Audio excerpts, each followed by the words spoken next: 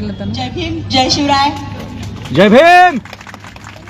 मी एक आपल्यातली साधी एक गृहिणी 212 पर्वती मतदारसंघातनं श्रद्धेय बाळासाहेब आंबेडकरांनी मला उमेदवारी देऊन एका महिलेला 1500 रुपये देऊन एक माहेर वासनीचं देण्यापेक्षा आयुष्यभराचं विधानसभेत जाण्याचं जे स्वप्न दिलंय. क्या बात है, एक नंबर एक नंबर.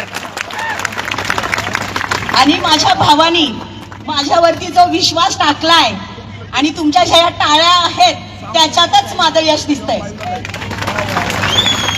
आणि वंचित बहुजन आघाडीला जे बी टीम म्हणलेत ना त्यांच्यासाठी 3 टाइम A+, ही वंचित बहुजन आघाडी करून दाखवणार आहोत. आणि तुम्हाला सगळ्यांना बघून जो मला बोलण्याचा जल्लोष वाटतोय पण मी कंट्रोल करणार आहे कारण मी कुठेतरी तिरकं बोलत जाईल.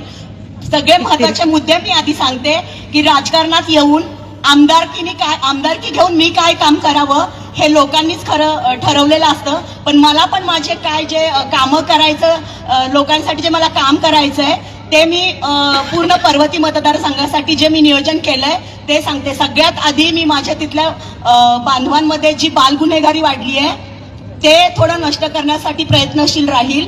आणि माझ्या भगिनींवरती जे अन्याय अत्याचार होतात ते खरंच मला बघवत नाहीये आणि मला खरं त्यासाठी सत्तेत यायचंय.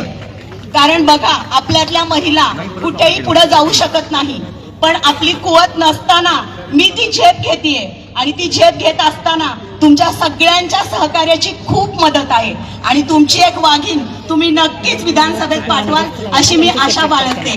आणि आपला एकच नाही आपले 8 उमेदवार सिलेंडर आणि सिलेंडर. मी माझ्या प्रचारात कुठेही माझं नाव हायलाइट केलं नाही आणि मला खरंच करायचं नाही. मला फक्त विधानसभेत सगळे सिलेंडर जाऊन आपली वंचित बहुजन आघाडी ताटमानेने उभी राहील ह्याच्यावरतीच माझा भर आहे. बांधवांनो तर तुम्ही सगळ्यांनी आपल्या 8ही उमेदवारांना निवडून द्या. जय भीम, जय शिवराय.